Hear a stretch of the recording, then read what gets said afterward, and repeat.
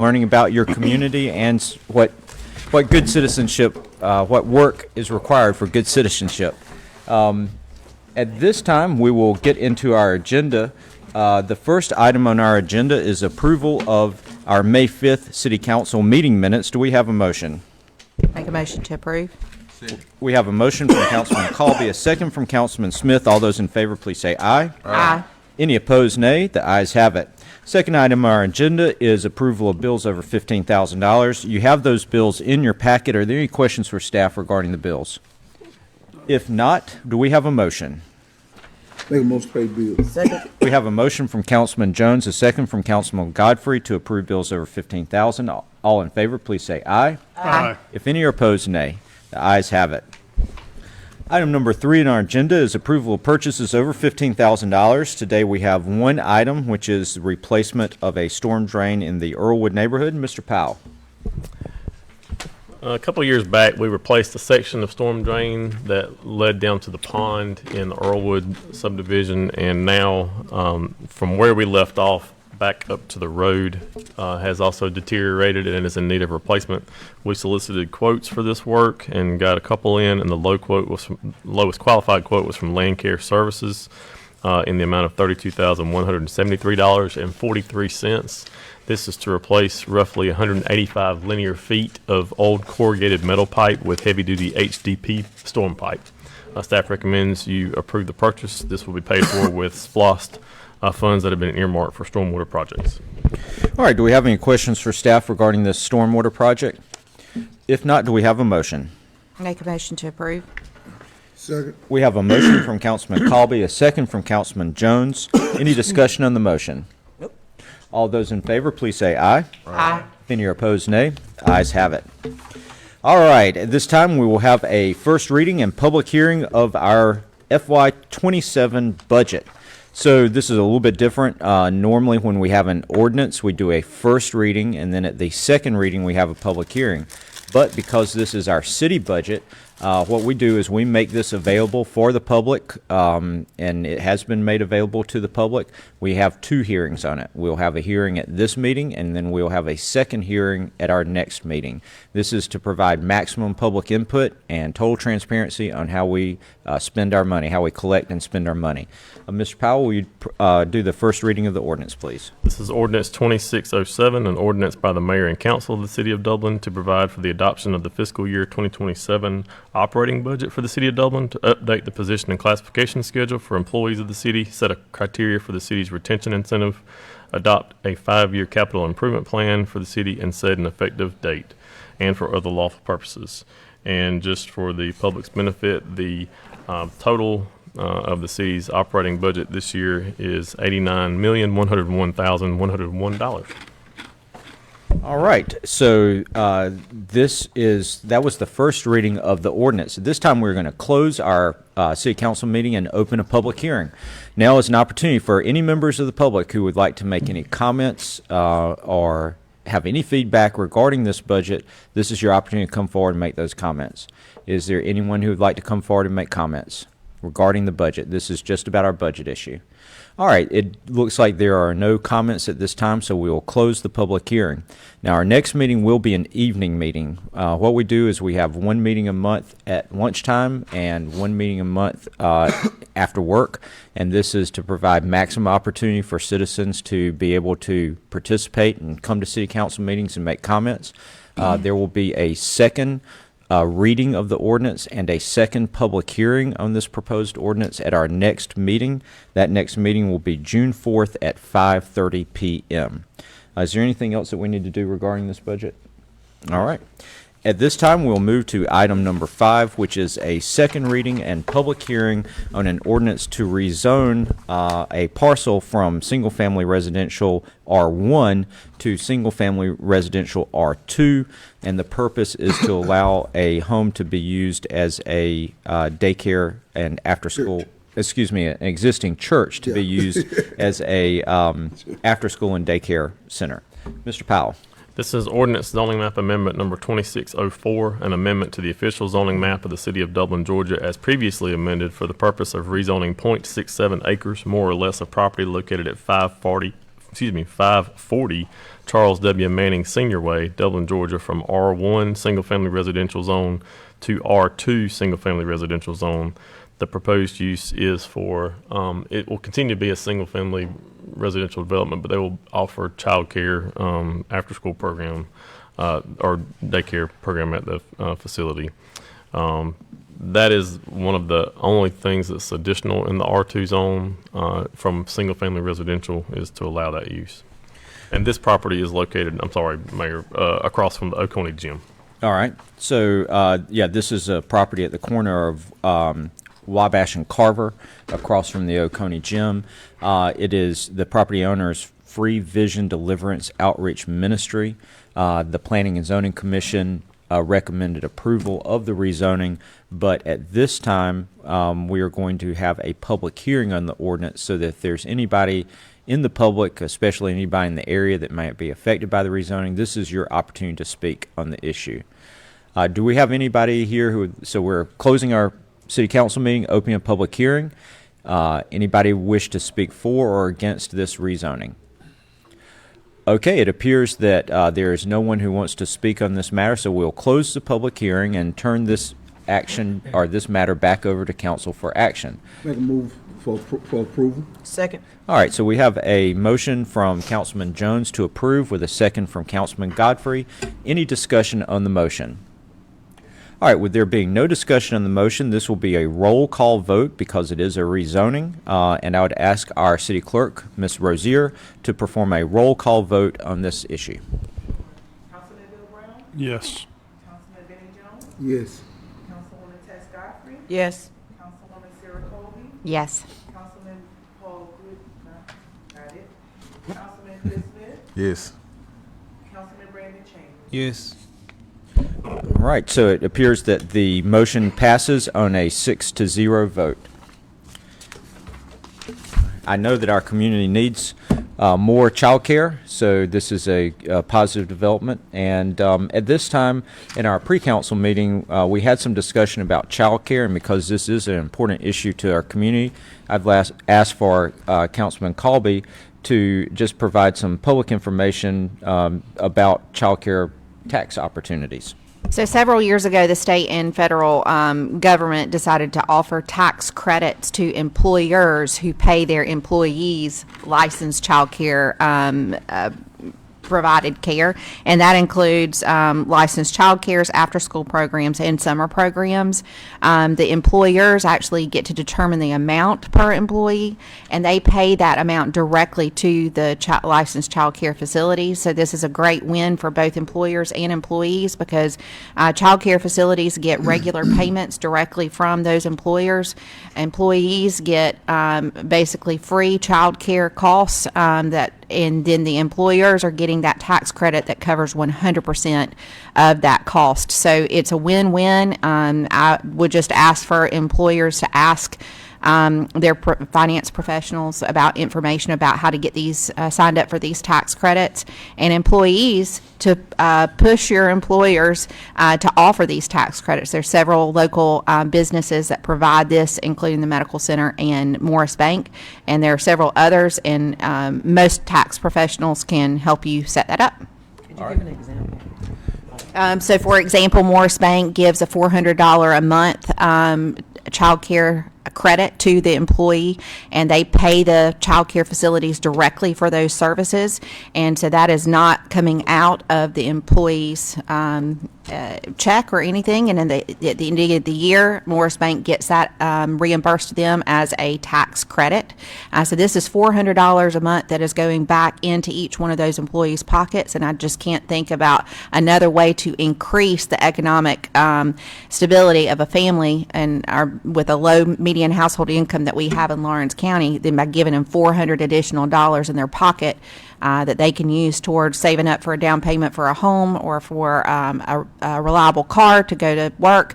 So it's a great program, success for the child care centers because they're getting reliable payments directly from the employers, success for the employer, and extra money for the employee. All right.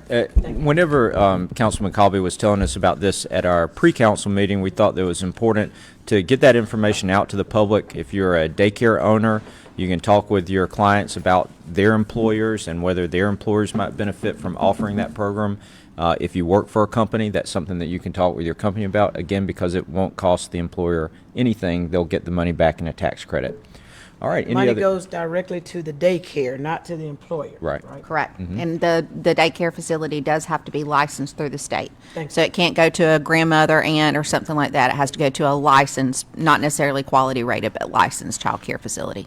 All right. Thank you. Okay, so at this time, we are going to move on to our next agenda item, which is item number 6. This is an ordinance to amend our subdivision and variance fees ordinance to allow for these fees to be set by resolutions. Mr. Powell. This is ordinance 2606, an ordinance by the mayor and city council of the city of Dublin, Georgia, to amend the code of ordinances for the city of Dublin to add new authority for subdivision plan application fees and variance application fees to be set by resolution, to provide for severability, to repeal all ordinances and parts of ordinances in conflict herewith, to provide an adoption and effective date, and for other lawful purposes.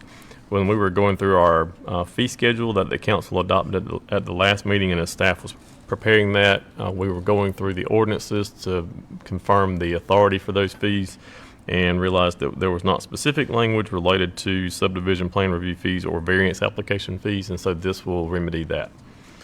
All right, so this is sort of a technical change in our ordinances to basically put fees in a section where all the other fees are, just for transparency and ease of the citizens to be able to find these fees. At this time, though, we do need to have a public hearing to allow any comment because it is an ordinance change. So we will close our city council meeting and open up a public hearing to receive comments regarding this proposed ordinance. Anyone here want to comment on this ordinance? All right, it looks like there's no one who wishes to comment, so we'll close the public hearing and turn this matter back over to council for action. Do we have a motion? Motion to approve. We have a motion from Councilman Second. Jones, a second from Councilman Colby. Any discussion on the motion?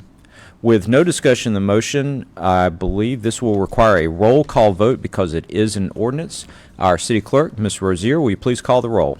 Councilman Bill Brown? Yes. Councilman Benny Jones? Yes. Councilwoman Debbie Godfrey? Yes. Councilwoman Sarah Colby? Yes. Councilman Chris Smith? Yes. Councilman Brandon Chaney? Yes. All right, it looks like the ordinance passes on a 6-0 vote. We'll now move to item number 7 on our agenda, which is a resolution to authorize a contract for wastewater treatment services. Mr. Powell. This is Resolution 2622. It's a resolution by the mayor and council of the city of Dublin, Georgia, authorizing a contract for biofermentation services for the wastewater treatment plant with ABS Incorporated, to authorize the mayor and city clerk to execute the same, to set an effective date, and for other lawful purposes.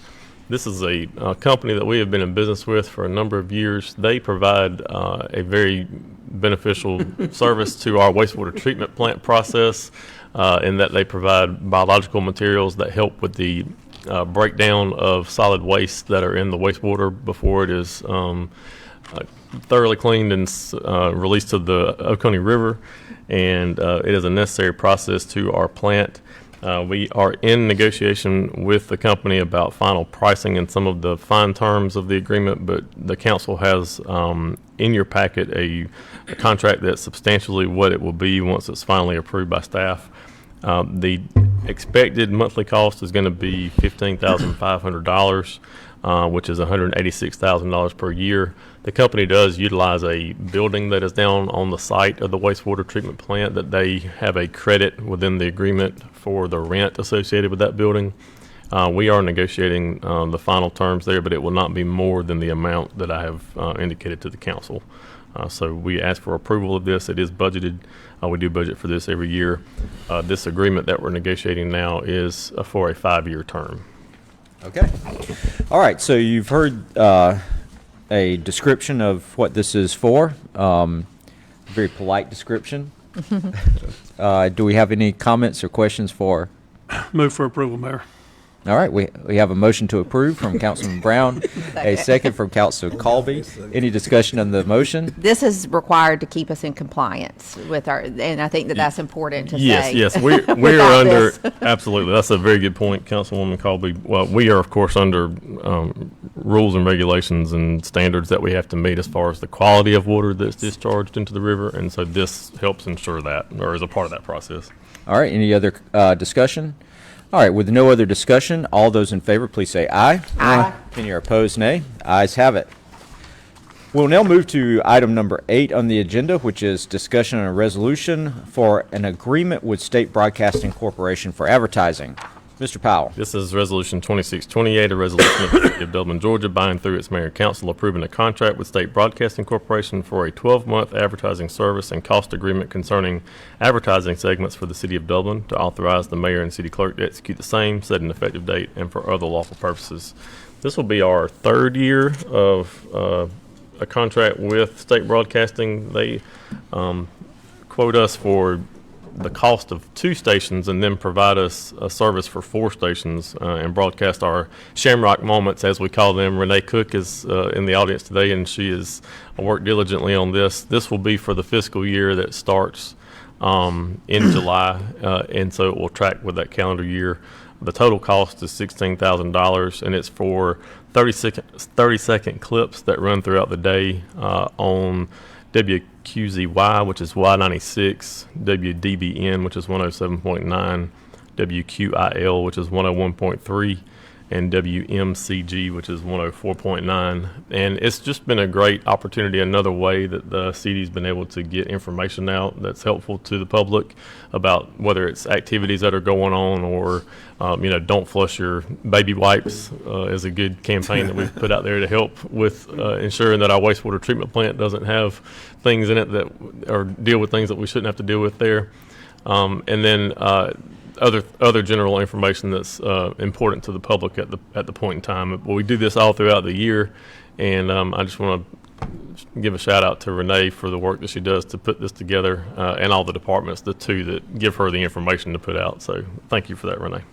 But this is budgeted, and we do have it in the FY27 budget. So, All right, you've heard the description of it. Any questions for our staff regarding this item? If not, do we have a motion? Motion to approve. We have a motion from Second. Councilman Chain, a second from Councilman Jones. All those in favor, please say aye. Aye. If any are opposed, nay. The ayes have it.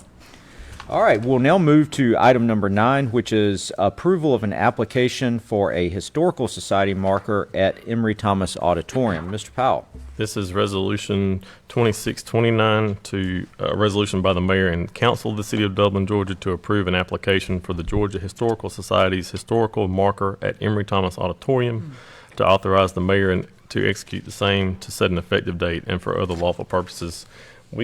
The Emory Thomas Auditorium, of course, is a historically significant building that's on the campus of Riverview Golf Course.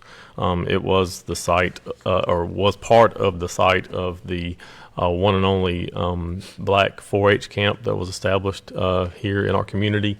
And after the council invested about $800,000 in renovating the facility, and during that time, we were able to get it on the National Register of Historic Places. It's also on the Georgia Registry. And now we would like to see about having one of the historical markers that's issued by the Georgia Historical Society placed on site. This resolution will authorize the application and will commit the city to grant an easement for the placement of the marker at the site, which will record and document the historical significance of the building. All right, I think this is obviously a great step for our community. Any discussion from council on this?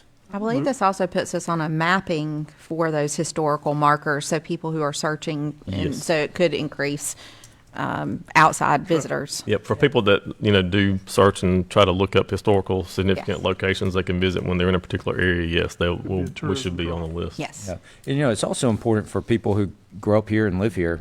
Because I went to Riverview many times and saw the auditorium, didn't really think twice about it. And now with the renovations that we have done, and then having the historical markers there, there's a way to learn about the history of the place and the history of our community. So I think it's a huge positive. Do we have a motion on this? Move to approve. Second. We have a motion to approve from Councilman Jones, a second from Councilman Godfrey. Any discussion on the motion? If there's no discussion on the motion, all those in favor, please say aye. Aye. Any opposed, nay. The ayes have it. Item number 10 is a resolution to adopt a Safe Streets for All Safety Action Plan. Mr. Powell.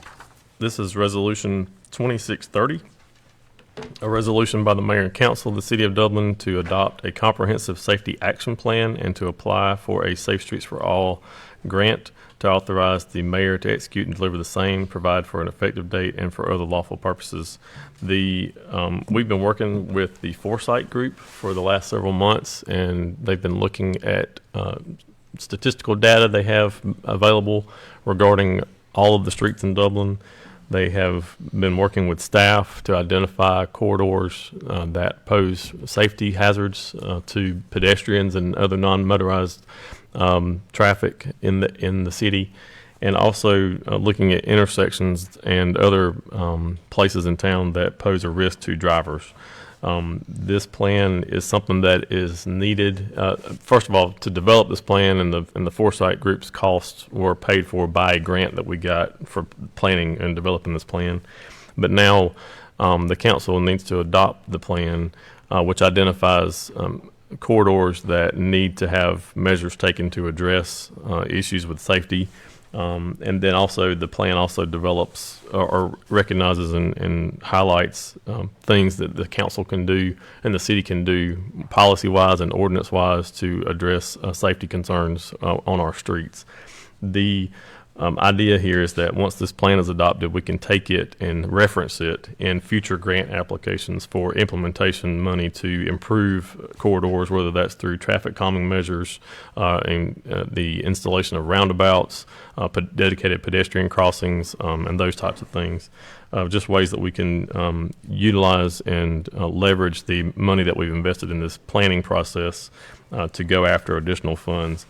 We are preparing, staff is preparing, Mr. Bradshaw's office and Ms. Candy Powell have been working diligently on an implementation grant now for Claxton Dairy Road to improve the safety of that corridor, and we'll be applying for somewhere in the neighborhood of $10 to $11 million in grant funds as a result of the council adopting this plan. So we've timed it out really well with the Foresight Group. They've been very helpful. Their team has been very helpful to us in walking us through this process. And I'm looking forward to being able to tap into some federal funds to help our city. Yeah, so I think most of council was able to attend a presentation from the Foresight Group regarding the plan and the fact that there's roughly $1 billion in federal money for implementing plans. And so it was great that we got the grant to do the planning work, and now this will take us to the application for the actual implementation grant. And as Mr. Powell said, that's probably in the $10 to $12 million range, and hopefully we can get the federal funds out of that $1 billion pot to be able to implement this. Do we have any questions or comments from council members? I just thought one of the most interesting things that came out about it was that most of the high injury or the wrecks that ended in death were angle crashes. And so as you see roundabouts coming more and more in our community, I think it's important to recognize that those roundabouts are there to reduce these angle crashes, which many times end in severe injury or death. The other thing that was really interesting about this study is that over a third of those high injury crashes involved young drivers. I think it's very important as parents and as loved ones that we are checking on the safety of our young drivers and ensuring that they are properly trained and getting them, driver's education or sending them to programs. I know many people got licenses during COVID and didn't have that quite the same oversight. So it's very, very important. That could reduce a third of our crashes, very serious crashes. And then the other was distracted driving. I think another interesting thing was the DOT truck route. I hope, my prayer is with this, we will see a change in traffic patterns where we will see those large semis and other transportation vehicles like that being moved away from our main pedestrian areas like downtown. All right, that's a good summary of a lot of what was discussed at the meeting earlier this week. Any other comments from council members? You know, we tragically had a fatal accident right in front of City Hall just a couple of days ago with yesterday, yesterday morning. Running the red light. And it was, it was an intersection type crash. And so that's why as we look at whenever we have money to redo streets, usually from the state or federal government, we get transportation funds. Rather than putting in red lights, we're trying to put in roundabouts, and where we can replace red lights that have a lot of injuries associated with it, we want to do that with roundabouts where we can, just because it's tremendously more safe. We have between 15 and 20 fatal or very serious crashes a year in town. The great thing about this report was it identified those locations that have a lot of those crashes, and hopefully we'll be being able to get the federal money to work on reducing that number. All right, any other questions or comments? I was just going to mention too that one of the reasons why Claxton Dairy Road was chosen as the first project to go after is because many of the other corridors are state routes, and so there's a lot of opportunity for other funding for those, and even to get GDOT to do some projects for those based on this plan. So we're trying to get a city street and address it with some of this federal money that we might otherwise not be able to get. So that's kind of the basis for the Claxton Dairy Road project. All right. At this time, is there a motion? Motion to approve.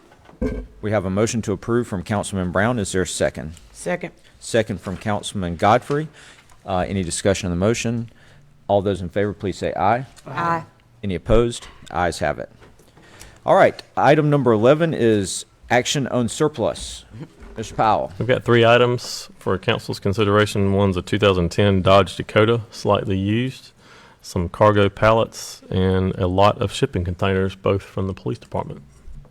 We have no longer a need for those and ready to declare surplus. All right. Do we have a motion?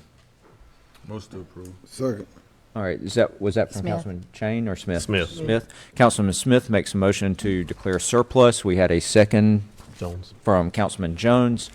All those in favor, please say aye. Aye. Any are opposed? Ayes have it. This time we will do board appointments. The City Council appoints 4 members to the Lawrence County Library Board. That's in recognition of the allocation that the City of Dublin makes to the library each year, and the library being within the center of our town. Pam McCarn and Marie Hooks, their current terms are coming to an end, and at this time I would nominate them for reappointment to those positions. But that is a council appointment, so we would need a council motion and approval. Make a motion to approve. Second. We have a motion to approve from Councilman Colby, a second from Councilman Godfrey. All in favor, please say aye. Aye. Any are opposed, nay. The ayes have it. I want to say thank you to Ms. McCarn and Ms. Hooks for their service, their volunteer service on this board. I know that they have been involved in education and the library for many years, and appreciate them taking on this additional oversight role with our local library. At this time, we have completed our council actions, and we'll open up the meeting for citizens' comments. If there's anyone here who would like to make a comment, now is your opportunity. Citizens' comments. Any comments? All right. It looks like we don't have any comments today, so at this time, Mr. Daniels, any comments? I know that you are almost at the finish line for the budgeting. He's been working for very hard for several months getting our budget ready, and we've just had the first reading of it. And at our June 4th meeting, we'll hopefully get that wrapped up. Thank you for your work on that. And I know that you are not Mr. Groover, but we're going to have to get you your own sign, Chris. All right, thank you. Our city clerk, Ms. Rozier. No comments. All right, at this time, we'll see if any council members have comments. We'll start on this side and work our way down. Councilman Chain. No comment. Councilman Smith. Just thank everyone for being here and enjoy your weekend. All right, Councilman Colby. I just want to congratulate Kids Cup on a successful Wheels and Wings event. Encourage you to find a place in this community to volunteer because there's so many amazing places. Kids Cup is one of those that has a children's closet for those in need. And then the Crawfish Festival was immensely successful. I just want to congratulate them on increased visits and being able to share our community's joy with outsiders is a wonderful thing, and it also brings additional revenue into our community. So congratulations to the DDA and Visit Dublin and all of those involved with the Bon Temps Festival. All right, thank you for those comments. Councilman Godfrey. Thank you, Mayor. I would like to say thank you all for coming out. I also want to thank Renee Cook. She worked so hard this weekend just passed, and I really appreciate you. I don't know if you feel like you appreciate it, but I appreciate you. Also, just want everybody to be safe for Memorial Day weekend. Please slow down. Please put the guns down. Just have fun. And also last week, I just got to publicly thank my brother-in-law. He came to Dublin from Atlanta, and he was allowed by Mrs. Buffy Walker, Mr. Moses Acosta, as well as Mr. Eugene Smith.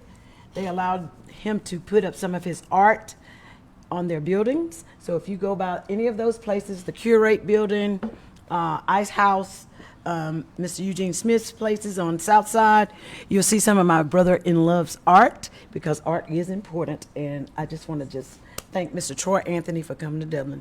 Thank you. All right, great. Thank you for those comments. Councilman Jones. Thank you, Mayor. I'd like to thank everyone for coming out and thank the staff for all the hard work that they do. I want to remind everyone that this is Memorial Day weekend. Remember that all gave some gave all. So we're talking about remembering those that died for our freedom and fight for our freedom and what have you. So let's remember them and their families in this time.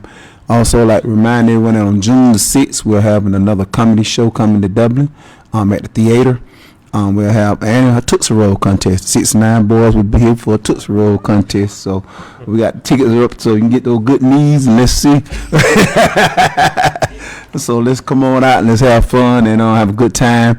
And everyone just have a good time. Also, this weekend is going to be the 10th annual Southside Reunion. It's 10 years. Hard to believe it's been 10 years since they started doing this for the community. But free food, bounce houses, water slide for the kids. So come on out all day and let's have a good time and enjoy ourselves. As Councilman Colby, everyone said, let's be safe and let's just have a good time this weekend. Thank you. All right, great. Thank you for that. Councilman Brown. No further comment, just to echo what everybody said. Enjoy your weekend. All right. Mr. Powell, our city manager.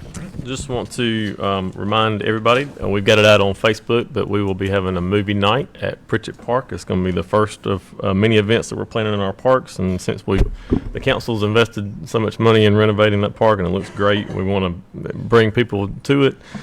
So tomorrow, Friday, May 22nd, 5:30 p.m., Pritchett Park.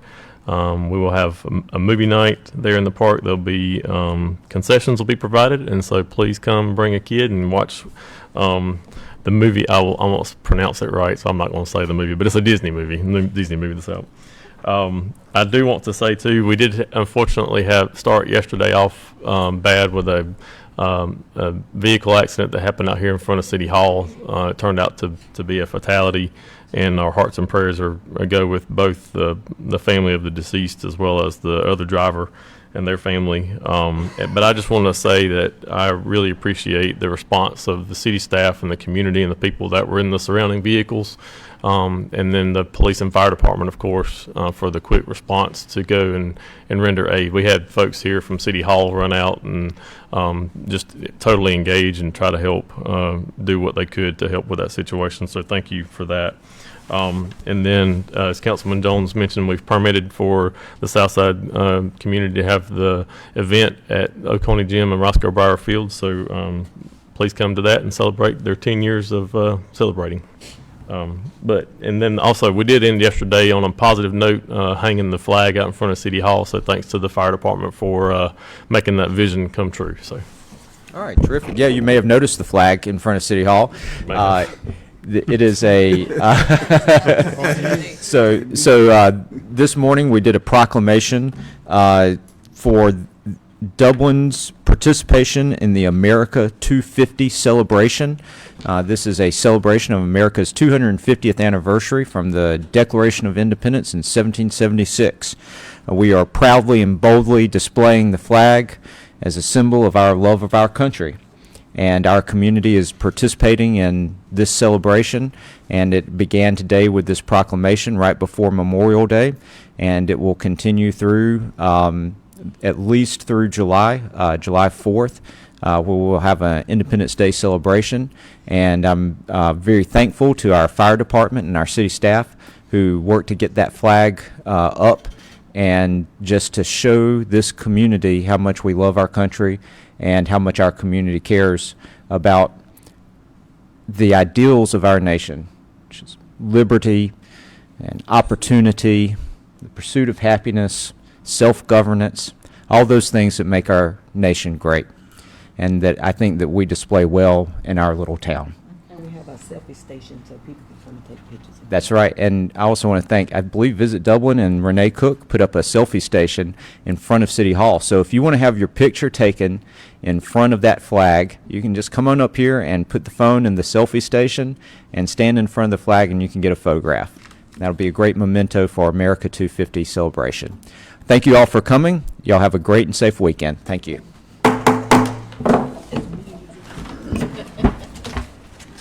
Send the Oliver sent.